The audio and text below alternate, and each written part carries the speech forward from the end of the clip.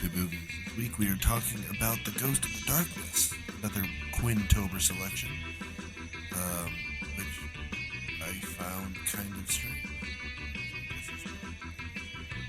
However, it's a good discussion. I apologize for my voice. Apparently I'm losing it. But anyway, thanks for continuing to follow us. Thanks for continuing to review us. Do all those things you do to put us on the show. We appreciate you. Thanks.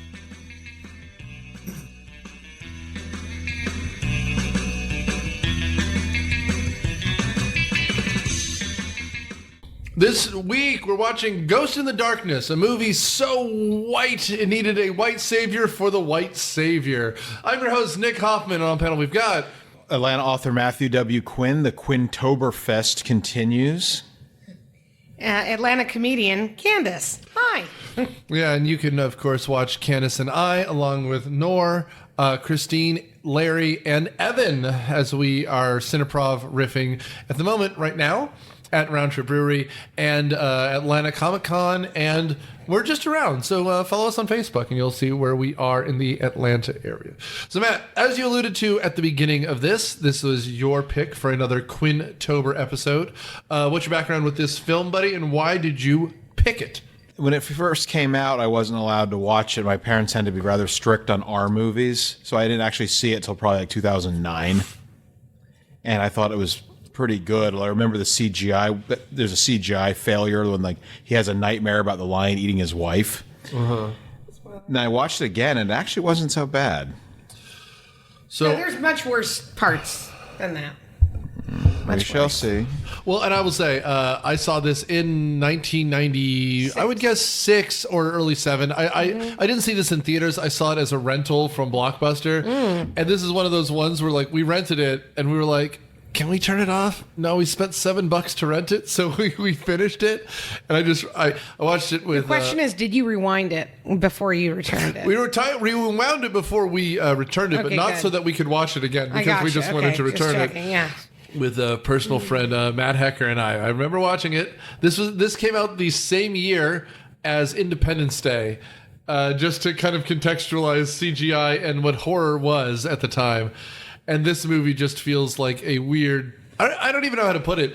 Part of the problem for me is this is 4 different movies kind of crammed together, and any of them would have been a better idea.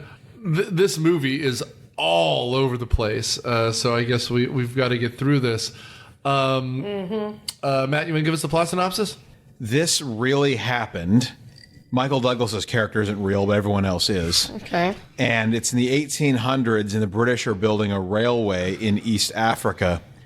And 2 maneless male lions, guess 2 bachelors who allied together, but because viewers aren't really aware of a lot of things, they decided to give them manes anyway, are eating all the workers. So, what's his name? Patterson, played by Val Kilmer, who's Irish, who's in charge of the project, has to kill the lions because otherwise the workers are all going to leave. And the railroad will not get built. And he's got a real jackass of a boss breathing down his neck. Beaumont, I believe. Yeah, Beaumont. And then somehow, for some reason, Michael Douglas, whose character isn't actually real, shows up with a gray warrior mullet and a death wish to help him kill the lions that eat people. They're eating everybody. And that kind of sums it up. Good night, everybody. That was 2 hours of my life. Yeah. Yep. So this movie, Matt said, is based on a true story, which it kind of is, except for the fact that they changed everything, so none of it matters. There is a bridge. That is true. This movie exhausted me. I don't know. Okay, so Matt, you are kind of the king of saying you saw this and you wanted to see it but weren't allowed to see it. I watched this trailer with my wife before we watched it to see if she wanted to actually watch it with me or if I had to watch this sadly on my own. What about this made you want to watch this? And this is not judgment, because the trailer is nutso. If I saw the trailer and I was in late elementary or early middle school when this movie came out. Yeah, 96. I mean, it's a monster movie, only it really happened. You keep saying it really happened. I don't think that's in the trailer. So, and by the way, I thought they were lying because when they show the credits at the beginning, it says based on a true story. I thought it was kind of like Fargo, where they just said that and it's actually not based on a true story. So when I looked it up, and they're like, what are they? The Tesavro? Yes. Savo. The Savo. The Savo lions are like, and I was like, holy shit, this is a thing. It has a Wikipedia entry. Yeah. It's a real thing. Which is sad. And the Patterson's son, the little baby in the bonnet who shows up occasionally, became a scientist at the Field Museum, and that's where the two lions are stuffed on display. Well, here's the thing. I've seen those lions. I've been to that museum. I just didn't connect the two until I was like, oh, I've seen it. Because you can pull it up. You can look it at Wikipedia. These maneless lions, which are very strange. In fact, earlier I made the joke. Aren't most male lions maneless anyways? Maybe when they're In young. certain I think that is the case. Yeah. I think it's just... There's only like one that's popular that has a mane, and because it looks like that, everyone expects it I think to be there's like that. the Savo is full of thorn brushes where manes are a liability, so the surviving males don't have manes. Right, that makes sense. This is the Lion King nonsense, right? Like, everyone saw the Lion King. They saw the lion with the mane, and they're like, people are too dumb. It's true. But also... I mean, I'm not going to say this movie stole a couple things from Lion King. but He's like, hold your son up high. I mean, come on. That was fucking Lion King. yes. So just saying. La da da da da da da da da. Exactly like that. Hans Zimmer would be proud. Maybe they could have had his boot on the last dead lion while holding his son up. Yeah, exactly. So Yeah. So this movie is doomed from the start. it is.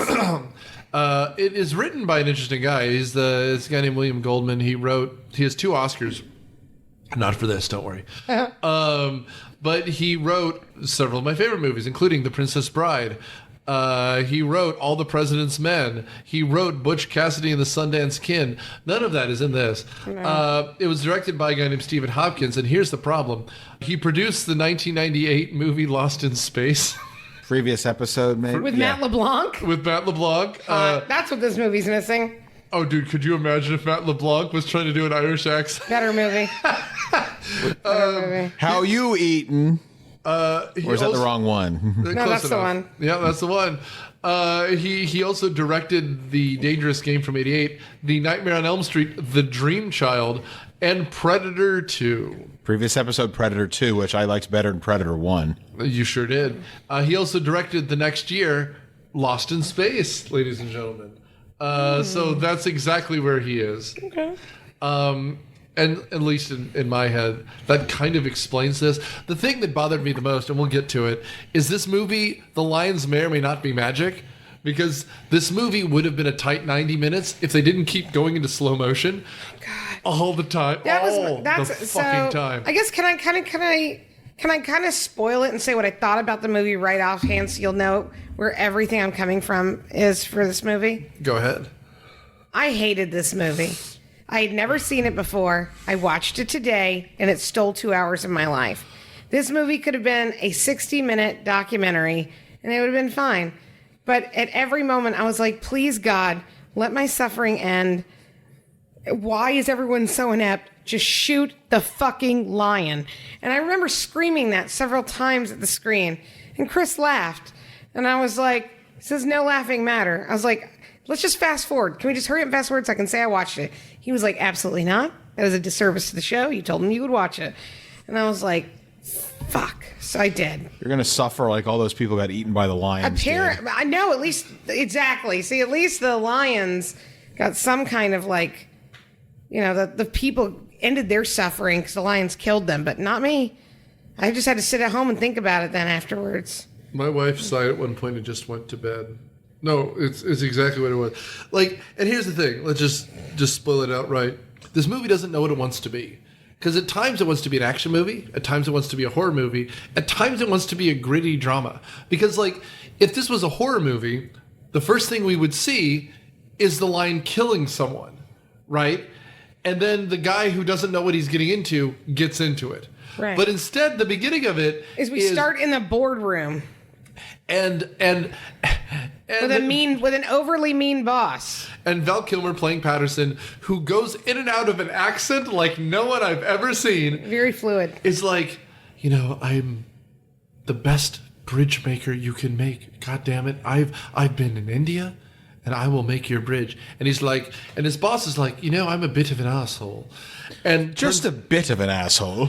but that's what it is. And so like at the beginning of this, you're like, okay, so is this going to be a story about a man and a bridge and is this the Robert Caro story? No, it's not. We're not building a bridge. It's going to be a Great White Hunter story. Yeah, this is Bridge Over the River Kwai if it was done by Alan Quartermain. But that's even a better movie than this. With lions instead of the Japanese. Yeah. So, okay, Matt, help us out here. The first movement of this is what? He sets up the boardroom and then he goes to Africa, Mother Africa, because he fucking loves Mother Africa, right? Basically. And then he gets met at the train station by Angus, the most earnest man alive. Yes, Angus, who you may know as King T'Challa from Black Panther. Yes. Same dude. I don't remember him being white. Oh, okay. I'm sorry. There's Not the- Angus. You're talking about Angus, the preacher. Yeah. Okay, You're sorry. You're thinking I'm of sorry. I was thinking of Samuel. Sam. My bad. Sam is the native foreman. Yeah, that's right. My bad. Yeah, the guy who plays, his name is Brian McCarty. He's not in anything else that you've heard of. Like, Duh, it's literally. because he got killed. Duh. How could he be? Shh, the lion killed him. Shh. Oh no. Oh, Say it quieter. The lions will get you. we also meet a man with an incredible face, is what you were talking about. Yes. John Kani, who was, he was T'Chaka in Captain America, Civil War, and in Black Panther. He's in Coriolanus, the one that came out in 2011. He's in everything. Like, the guy has been in 1,000 things. He's a good actor. Actually, I take that back. Brian McCarty was in something else. He was the friend of Jax in Titanic, which is only funny because we have another character in this movie who was also in Titanic. We do. But please continue. Oh no. Does he die in that one too? Yeah. And so, He did. so we effectively have this whole story going on where we have a man, a bridge, and a story, and Val Kilmer, who's playing an Irishman named Patterson, is trying to build this bridge with, African labor. I mean, this is the British Empire at work here. I think most of the workers are Indian because they have Abdullah, the leader of the workers, who he's a real smart ass. Like, at one point he's like, "Of course you can do anything. You're white." He's like, "I heard that." Yeah. Well, and actually, it's because they actually have all three types of persons there is really the problem. Is nobody can get along. Right. Right. Because like you said, All they can agree is that the white people are evil. I mean, listen, if it's one thing we can all get behind, it's we don't like the colonizers, right? But, If it walks like a duck and quacks like a duck. but it's one of those things that like you have. But he's Irish, so he's a colonized person who is also colonizing. It's meta. That would be if he could decide on an accent, because most of the time he's just like, is he American? Because he kind of He's Maybe. like, God gave the Irish whiskey so he wouldn't rule the world. Then he made us stubborn enough to try, or something like that. Oh, yeah, he does say some dumb phrase like that. They beat Family Guy, that Family Guy joke about whiskey, by about 20 years. Yeah, it's so anyways, he meets Sam, he meets Angus. By the way, Yeah? did you notice your favorite character in this? The Doctor. Do you remember the Doctor? Yeah. Do you know who he is? He's one of your favorites. On top of being Captain Smith from Titanic, he is Theoden from Yeah. Lord of the Rings. Yeah. And he fucking rules. He does fucking I rule. love a good drunk doctor type. Oh. He's oh yes, I almost forgot. Like he's here the whole time. He's mad. I mean, he's just literally here. He's here for the malaria.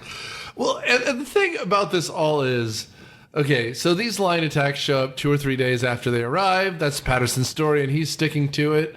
And so they all want to blame the white people, which, frankly, you know what? If I was in Africa, I'd blame a lot more on the white people at this time. But whatever. They're building a bridge across. Matt, you looked this up. This is Kenya? It's in Uganda. Uganda. Okay. So they're in Uganda. They're building this, the British.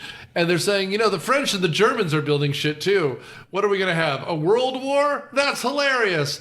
Meanwhile, the Belgians are making tires out of the Congolese. thank God we have a white hero who's here to save the day. Now, we have Angus, who is, the foreman, I guess? I think he's some kind of project manager type, although most of what he seems interested in is religion. Well, the whole strange thing is, I don't understand why they need Patterson at all. Because it seems like everything is going fine before he arrives, and then when he arrives, things go tits up. So I don't get the purpose of his character, and that's another problem. I'll just mention this briefly because it matters a lot to the second half of this. This is a Michael Douglas production, capital M, capital D. I love Michael Douglas movies. He got his first Academy Award in his 20s for producing, and therefore he won for Best Picture.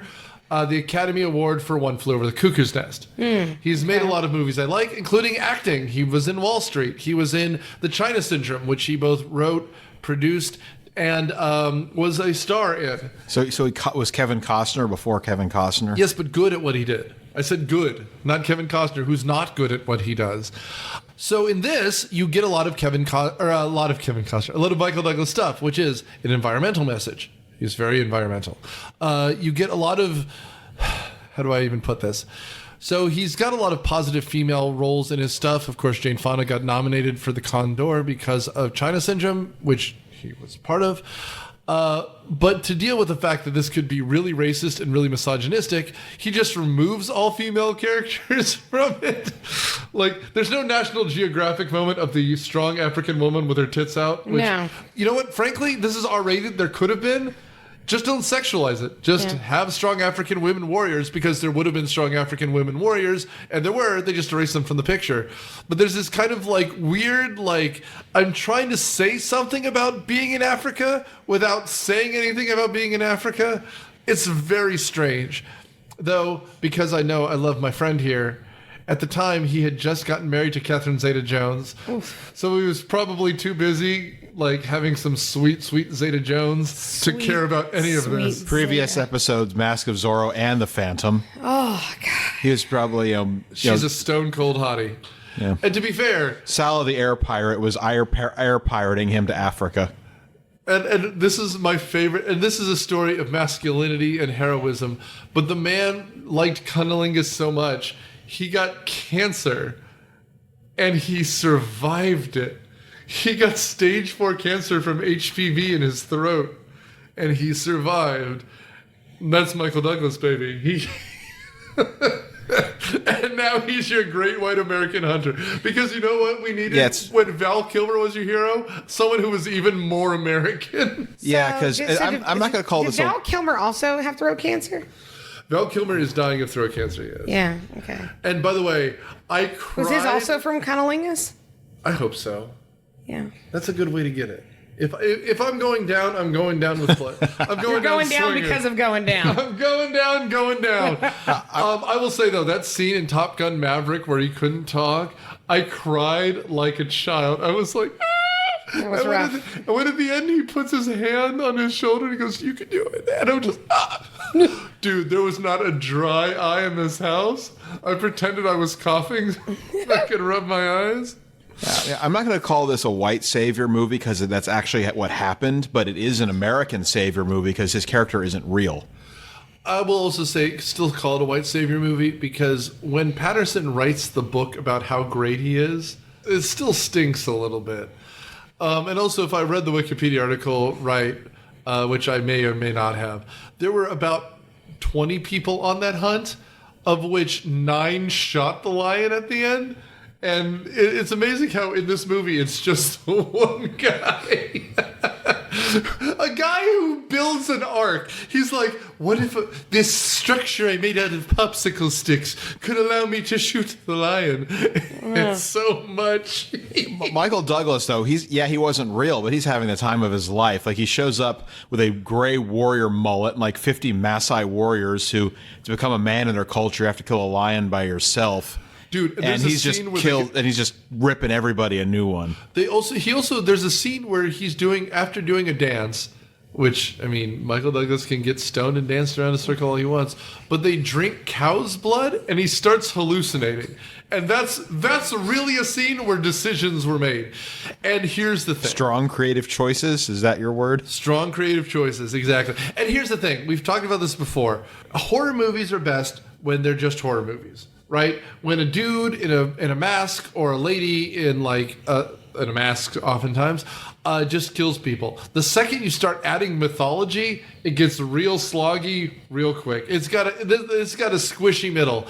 And like when they start like explaining all of this nonsense, you know what? I don't care. If you're going to make it Muldoon hunting the velociraptors, just make it fucking Muldoon hunting the velociraptors. I don't need like them going back like, oh, this is taking months. And the whole thing that he's like, I need to be back in, my wife is giving birth in 6 months, so I'll tell you what, I'll make your bridge in 5 months. Go fuck yourself. Because apparently in real life this took 9 months, so I guess that kid was just born without him, so whatever. Yeah, the most unbelievable part of this movie wasn't the lions or the boss or anything. It was that his wife didn't mind him going to Africa while she was giving birth to their first child. Well, don't worry, it wasn't She's the most unbelievable character. Don't worry, it wasn't his anyway. Oh, okay. Well, that's right. He was off building bridges in India when she happened to get pregnant. That's right.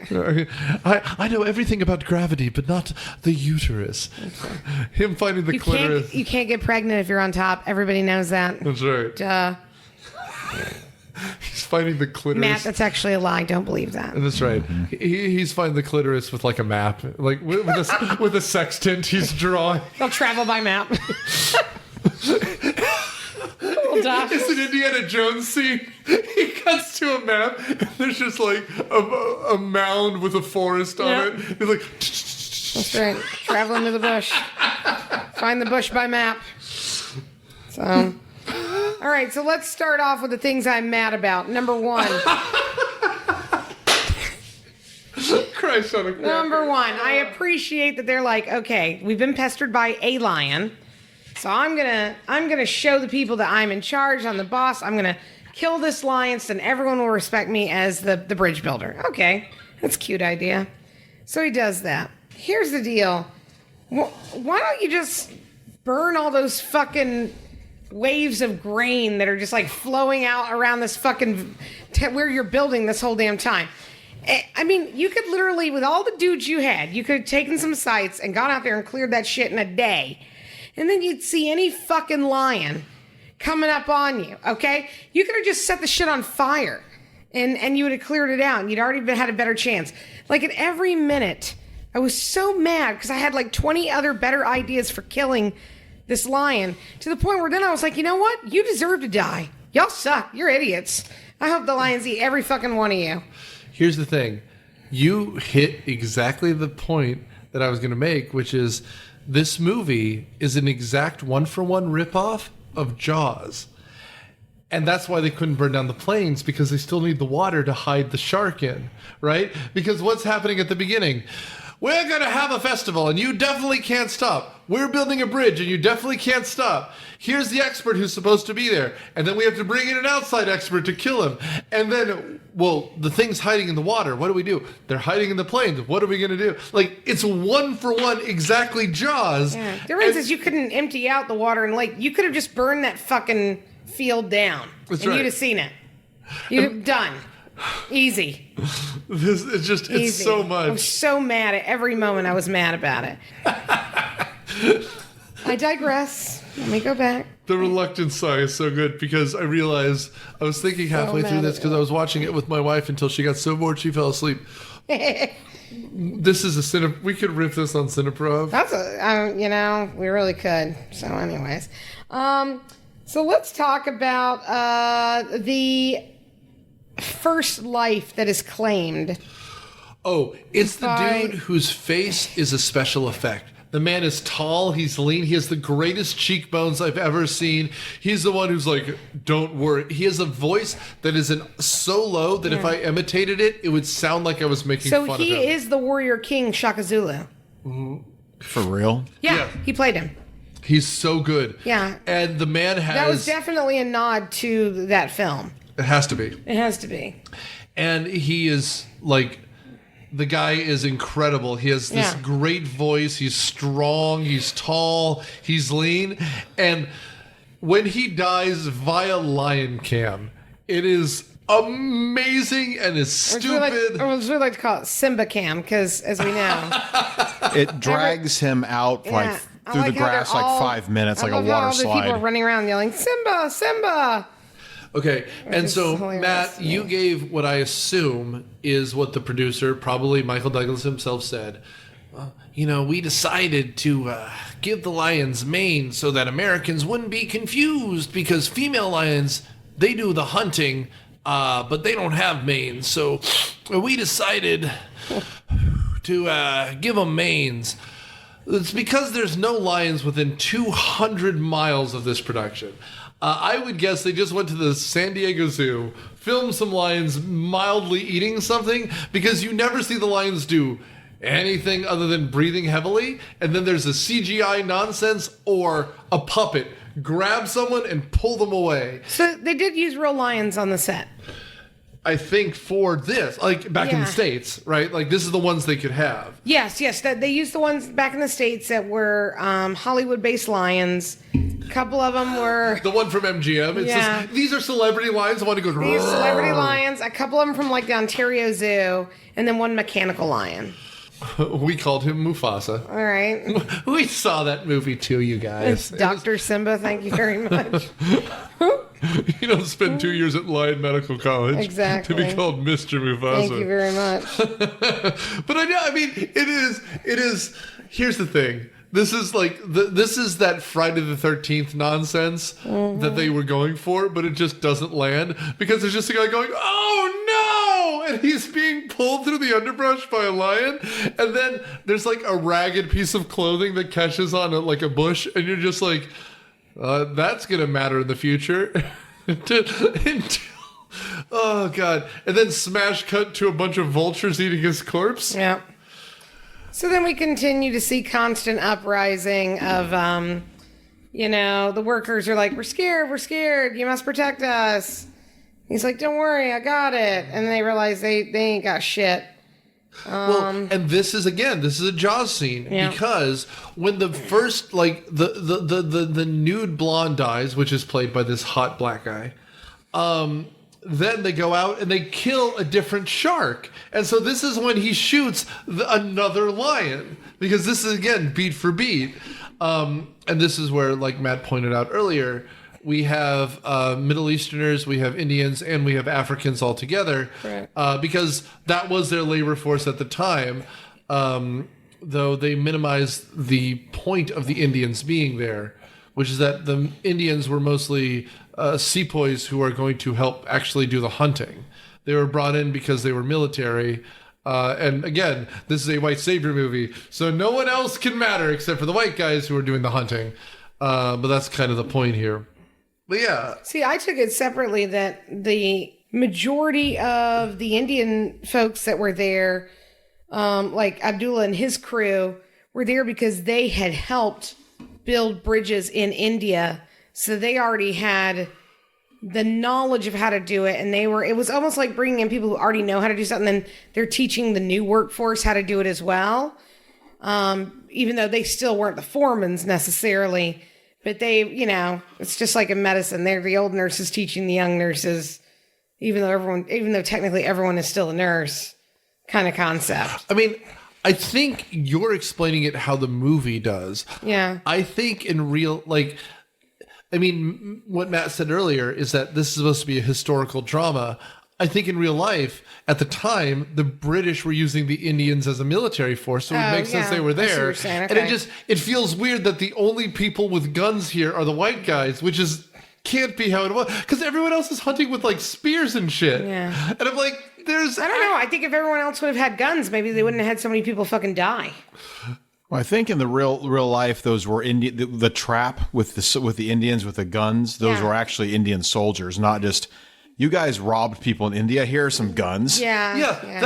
That's what I'm saying. Like, this movie it's not racist. It's just like, but what if they sucked? Right? But they still couldn't kill the lions either. which is where the magic comes in, because these people are 2 feet away and they're shooting randomly. They don't hit anything. Yeah, it's called just walk up next to the fucking grate and shoot it. It couldn't get through the grate. You could just shoot it in the fucking head.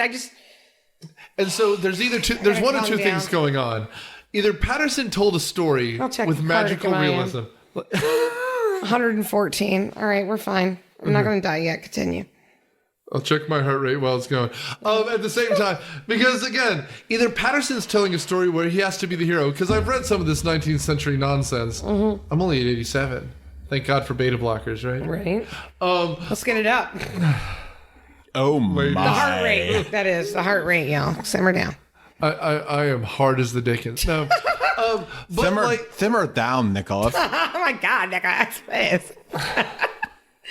I don't even know what we were talking. We were talking about how Abdullah and his team worked in, and it is the movie context versus historical context. So we will move on from that. And in real life, even the Indian soldiers couldn't kill those damn things. They were a real pain. Yes, but the way they showed it was the fact that they were 2 feet away. And the problem for me is this movie gets confused whether they're actually like Freddy Krueger or not. Like, is there magic involved? Because things slow down. These lions seem to be magical. They grow hair where they're not supposed to grow hair because they're going through puberty, I guess.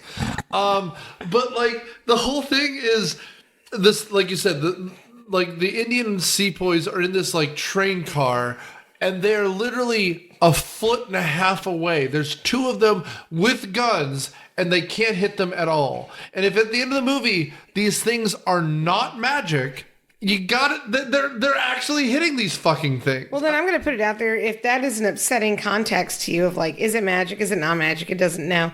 What do you think about The Shining? Well, but here's the thing. Here's Simba. That's directed by a competent director. But to your point, reviewers hated that movie at first. Yeah. Because it's like, is this supposed to be a psychological thriller? Or was this like magic that happened? Is this just... Is it his alcoholism? Is the alcohol... Like, what is this? I'm not really sure what this is. So I was just curious if you felt the same way about that. The difference is, to me, the scene... there's 2 scenes of like out-and-out magic we see in The Shining. That's where the beautiful woman comes out and turns into the old lady. That's the jump scare. And the bartender, when he walks in, the bar is empty, and then the bartender shows up and there's a party going on. Mm-hmm. They are treated like normal scenes. The thing that pisses me off here is this movie lets you know that something is wrong because of the slow-mo, the blur to the vision, and the screen going bad. Because like, if they treated it straight, as though they walked out of the tent and then the lines vanished, that's better, because then it treats us like we're adults. Mm-hmm. The second things start to blur, it treats us like we're idiots. And here's the thing. I believe that Michael Douglas, when he was producing this, thought he was like, I don't know what he was thinking. I think he was thinking he was making a historical drama like Matt is saying. But then you got to get rid of some of these horror elements. Like the idea that the person gets pulled away, again, like the first death in Jaws, that doesn't matter. The other thing that Jaws does right is we care about everyone else who gets killed. Here, they're just like, hey, that worker, they're going to die. That worker, they're going to die. Until Angus dies, there's not another character with a name who gets killed. That's true. That's the part that bothered me. Okay. I do like the scene where Beaumont shows up. Because eventually our asshole boss shows up. Though he doesn't matter. He should have been killed by the lion, by the way. He should have. But when he goes into the hospital and he's like, why are all these people afraid? You know what doesn't matter? Fear. Because I've learned Scientology. Once you get rid of those thetans, you feel better. But like, there's man-eaters. They're killing people. And Beaumont's played by Tom Wilkinson, who just died 3 weeks ago. Oh, there you go. Friend of the show. By the way, when you said died 3 weeks ago, I was just... Val Kilmer, you got to keep with us, man. I love you. Don't kick it, please. I know it's bad. At some point, we want you to show up in season 2 of Willow if they ever actually get around to that. Oh, they're not doing another season. Yeah, no, it's got canceled. Canceled. I just, God help me. I mean, and you know the important thing though, bridge is getting built. That bridge background. That we keep bridge seeing it. is getting motherfucking built. Isn't it great to be white and in charge of a whole continent? Can I just say it wasn't a very big bridge? It was. I mean, for all of the hustle and the bustle, I thought, wow, it's going to be huge. It's going to be over a giant river. I gotta tell you, not that big. And I was a little underwhelmed by it.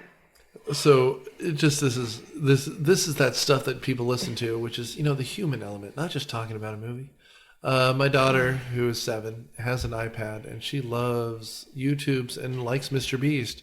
I was literally watching an episode with her of Mr. Beast today, where he went to Africa to build 100 wells. And at one point, he was helping build a well outside of a hospital where women give birth.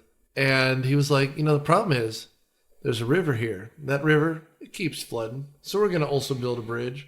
And I was just like, Mr. Beast in a Panama hat looking like a dipshit makes so much more sense than this, because they keep talking like the whole point is Patterson is there to build a bridge, and the bridge is the biggest MacGuffin I've ever seen. It's just in the background. He's like, you know what I need to build a bridge? A rifle. And like there's never a scene of him actually directing it. When he first arrives, he's like, you know what I love? I want to be here because Mother Africa is the greatest. I love Mother Africa. I learned everything from the Encyclopedia Britannica. Did you know that hippos fart out of their mouths? Like, we get that scene where he's talking to Angus, like a steak. Like the cow. Yeah, I was thinking, there aren't any women in this movie, so if we're going to be fridging a character, they just fridge the least masculine man, and that's Angus. Which, what, honestly, is a shame, because I like Angus. Which is, I guess, supposed to raise the stakes, because he's our buddy who dies. Yeah. But they start killing people so willy-nilly that no one gives a shit. No. So then what happens after a lot of killing for like an hour and a half? Michael Douglas. Michael Douglas shows up. That's right, because the boss is like, fine, I'll send you Remington or whatever his fucking name is. Remington, which is instantly the name of a type of rifle. Yeah, they didn't work very hard on that. He's also the dude who also a type of razor. It is.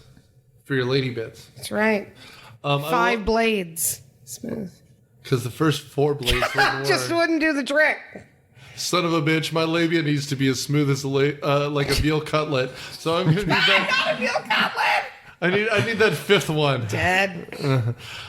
So, and Remington, of course, has my favorite quote in American history, which is he was talking to Hearst, and he was like, Hearst, there's no war here. And he goes, look, you give me the pictures, and I'll give you the war, referring to the Spanish-American War in Cuba. But yeah, no, this is just Remington because guns, and he has guns, and he's good with guns. I will say, I feel like this is not, of the offensive parts of this movie, the treatment of the Africans, they do an effort. I would guess. I don't know. But the Africans in the war paint that show up with Michael Douglas, and then they do a musical number, and then he dances, and then he drinks animal blood, and then he hallucinates. Hello, my baby. Hello, my lion. Hello, my manhood ritual. Something, die. Something, die. I do like when you improvise and you just could get worse. I didn't think this. I was wrong though. Oh, I could get worse. I know. I'm saying that. Oh, but yeah. So then they've decided how they're all going to go out with their team and whatnot, right, into the woods and track down the lions, and they think it's in the thicket. Because the big reveal with Angus is there are 2 of them. Yes, there's 2 of them. Master and apprentice. And so they're on the roof of the shack. And again, we have no idea where they're supposed to be because the hospital is a soft roof. They're just dealing with things magically showing up. I think around here is when I was talking to Matt Hecker and we're like, should we turn this off? And I'm like, nah, man, we paid money to rent it. We're going to keep watching this. And not unlike The Phantom, which you alluded to, we watched last week. They're talking about how many lions they've killed, but like lions keep coming back, bro. So I guess there's infinite lions. It's all dumb. It's all dumb, man. At least there were in the 1800s. We fixed that. Yeah, we did. Thanks to global warming and TikTok, there are no more lions. Unless they can fucking sing for Disney. That's right. That's right. Also, I like the fact that all of them are wearing Muldoon hats and they're hunting people like fucking Jurassic Park. And again, like, I just want someone to die while saying "clever girl." That would have saved this movie. If you make it a full out like Abrams like parody movie, like, you're 2/3 of the way there, because this movie wants to be Jurassic Park. This movie wants to be a Freddy Krueger. It wants to be anything, and it's not anything. It's not. It's the worst. Because, like, occasionally you pan out, and I don't know where they filmed this, but it does look like the Puerto Rican jungles where they filmed Jurassic Park.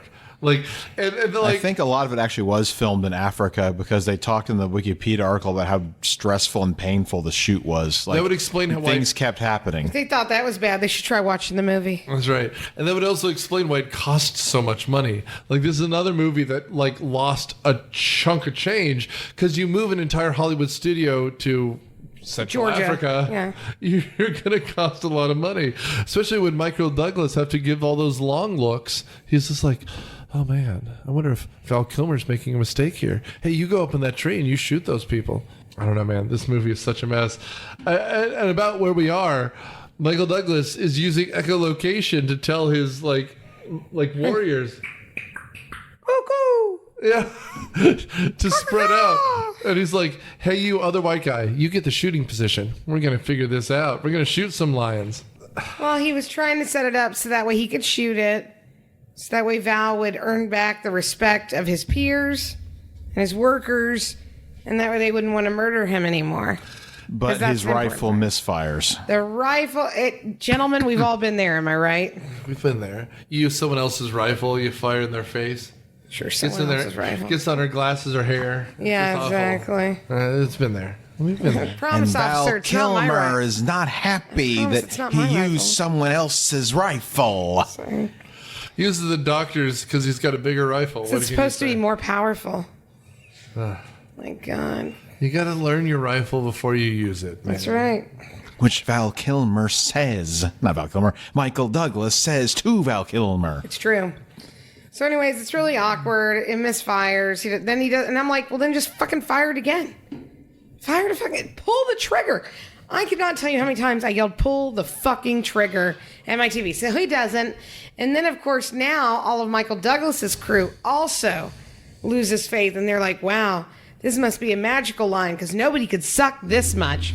They're wrong. The lions aren't magic. It's just he sucks that much. Well, that's the point where, like, I was like, is this stupid fucking magic nonsense? Because he looks at the lion and they like make loving eye contact and he doesn't shoot. And I'm like, this is fucking stupid.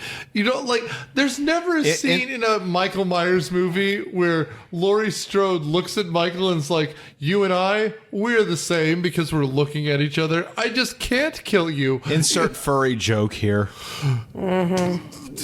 No, because furries respect this shit. This is nonsense.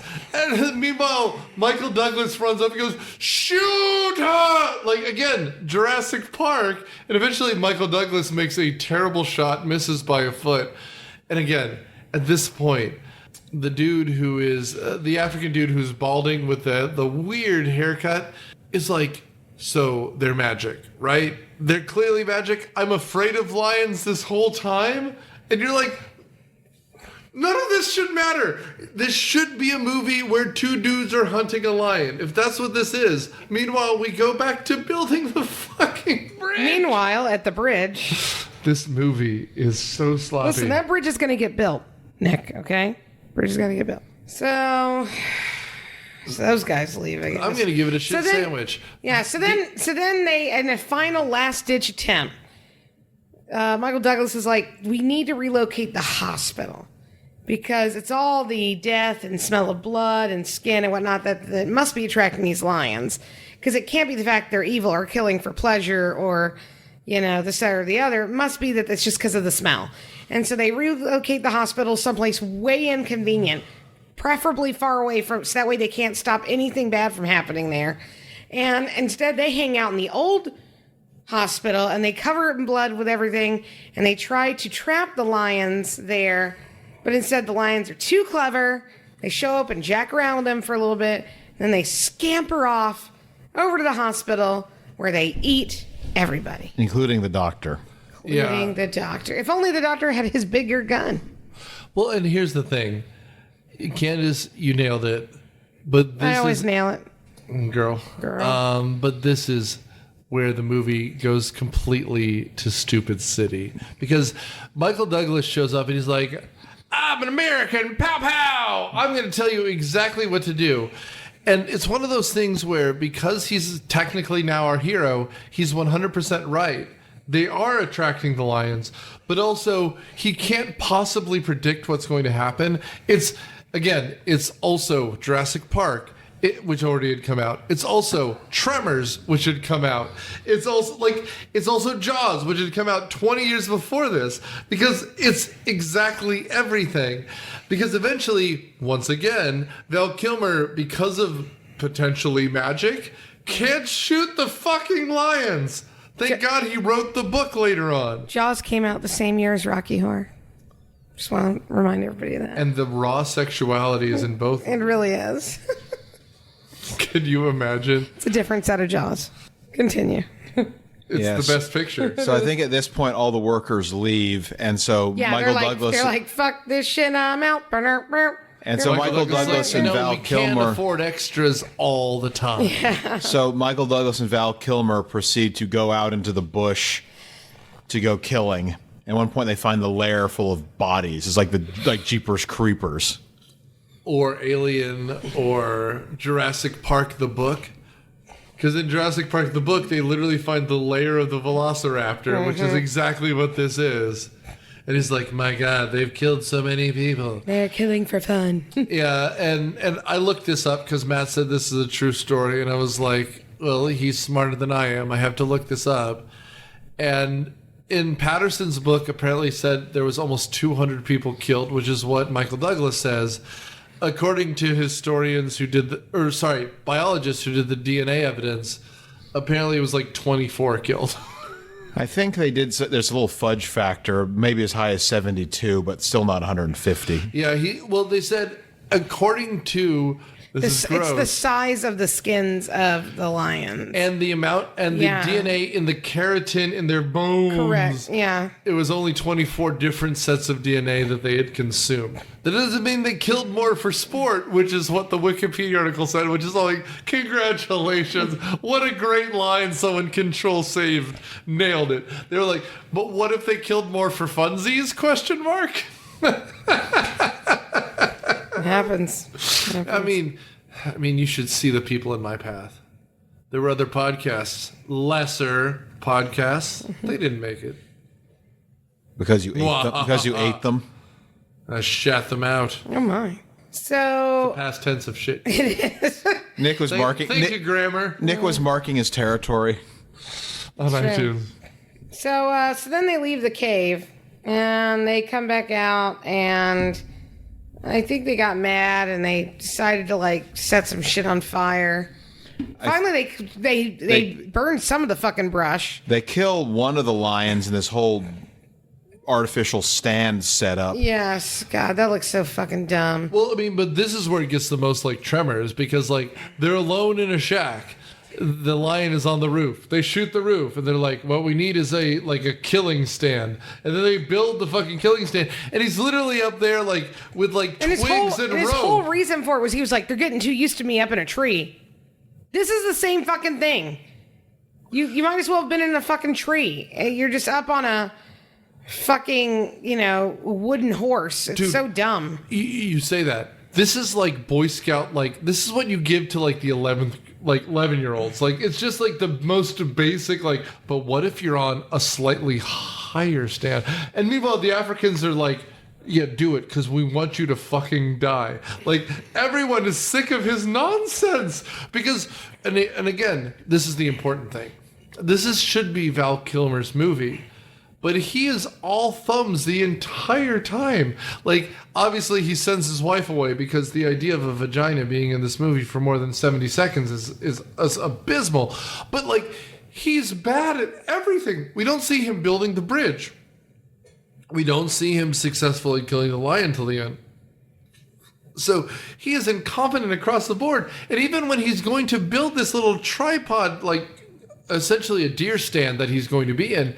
The whole thing wobbles the whole time because he's not good at that. Give him something he's at least good at, ladies and gentlemen. He's totally good at engineering. That's how he's able to make that deer stand. So, and then the owl gets mad at him and tries to knock him out of that deer stand. Dude, Good all job, of a Al. sudden, Legend of Zelda shows up and they're like, whoo, whoo, and they knock him And the fuck and out. there's fog, and it's atmospheric. There's always fog. Fog will get you. Christ on a cracker. And they eventually kill one, and then the other lion kills Michael Douglas. Yeah.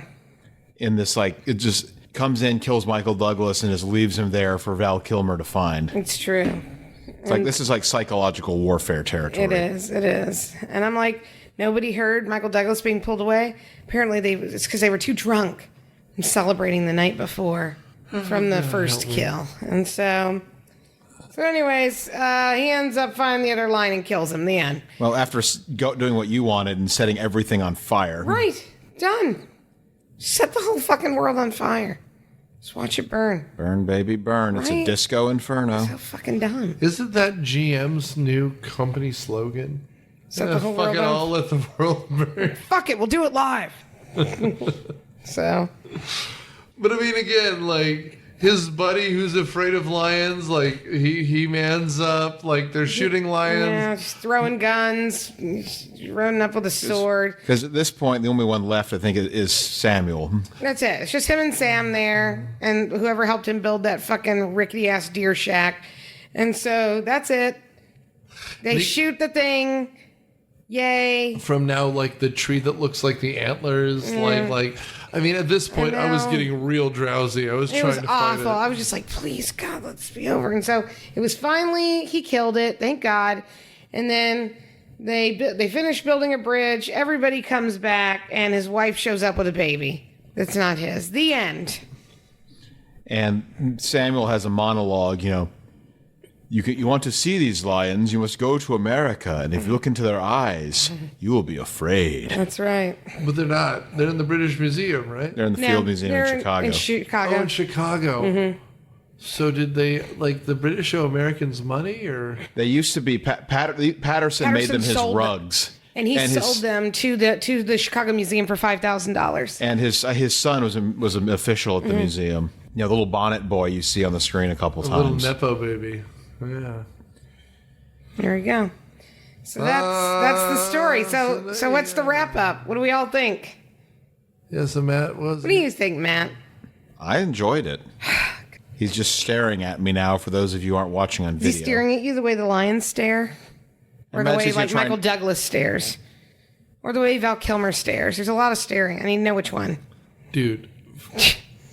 Candace, you're madder than I am, but Yeah, from the fact always. girl. From the moment we see the lion who's caked in what looks like paintball blood through this entire movie, my question the whole time was, what movie are they trying to make? All of them at once.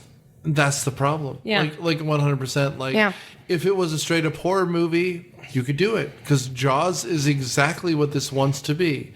If you wanted to make a drama about building something, there is that. Like Candace said earlier, it's the bridge over the River Kwai. Mm-hmm. This movie is so sloppy. The horror moments didn't scare me. To me, they are stupid jump scare things. If a good horror movie, even a slasher like Nonsense, is always in that mode. You're always afraid of what's going to happen. In this, it was just kind of like, no, we're going to build. Yeah. And then, no, now it's a horror movie. No, now it's a thriller movie where they're hunting. No. Like you can't have a daylight scene where there's 40 warriors looking for the dude unless there's something scary. That's what Jurassic Park did right, which is that it's Muldoon with the gun. He's the only one with the gun. There's people there who could die, but there's only one hunter. And he's the stereotypical great white hunter. But here, it's even worse, because there's dozens of African dudes who don't matter. They're just there to die. It's the stereotype of the black guy dies first, plus 1,000. And that makes it worse, because then there's no characters. And I will say, this was a rough watch. If this movie was 60 minutes, it would have been fine. I just think it was drug out too long. Because at first I was like, okay, all right, I get where we're going. I'm on this train. And then it just kept being worse and worse and worse and drug out. And I'm like, and again, I'm just like, God, guys, come on, get it together. So it was really, really long. That made it worse. If it had been shorter, I probably would have liked it more. That's my take on it. And that's the only time I'll ever say that phrase. So next week, we return in Quinntober to another movie I have not ever seen before. Oh. As we visit Mimic. I am spreading enlightenment wherever I go. So thank you, everyone who is listening. Do what you do to keep us relevant, because, frankly, we just did a movie based in Africa. We charted last year in 7 African nations. I don't think any of them will like this movie or what we had to say about it. But regardless, we appreciated you before you listened to this and after. But anyway, review, listen, share, talk about us, because we're 10 years into this show. And the fact that we keep doing it is because people listen. And obviously, this is what apparently I do on Saturday nights, to have my wonderful, beautiful friends come over and hang out with me, have a couple brewskis, and talk about movies like this. And so you sharing, you talking about it makes us want to record it and do those things. So stay tuned next week and every future week as we do more of these movies for the foreseeable future, at least until we get to episode 500, which, as I'm talking, is only 50 episodes away. Thanks, everyone. Bye. Rawr. Myopia Movies is a podcast production of Dude Letter Podcasting and is produced by Nick Hoffman. It is edited by Nerd Trinette and Daniel Suttis and is hosted by Nick Hoffman, with production assistance by Matthew Quinn, Daniel Suttis, and Nerd Trinette. The theme song is Surf Shimmy by Kevin MacLeod from Incomptech.com. Licensed under the Creative Commons by Attribution 4 license, Creative Commons /licenses by /4.0. Thanks.